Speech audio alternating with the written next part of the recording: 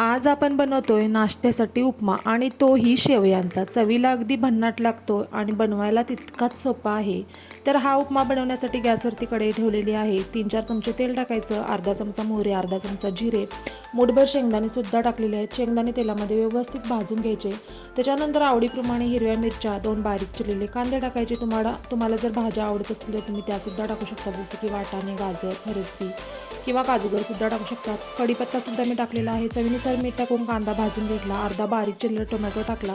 Tomato 1 मिनिटभर फोडणीमध्ये परतून घ्यायचा आणि बारीक केलेल्या या भाजलेल्या मी शेवया घेतलेल्या आहेत. त्याच्यामुळे फोडणीमध्येच फक्त 1 मिनिटभर परतून घेतलेल्या आहेत. त्याच्यानंतर आवश्यकतेनुसार पाणी टाकायचं. व्यवस्थित शेवया ढवळून घ्यायच्या. झाकण ठेवायचं. 3-4 मिनटं लो टू मिडियम फ्लेमवरती शेवया व्यवस्थित शिजवून घ्यायच्या आणि झाला की नाही आपला छान मऊ लुसलुशीत असा शेवयाचा उपमा तयार. वरून छान ओली कोथिंबीर टाकायची.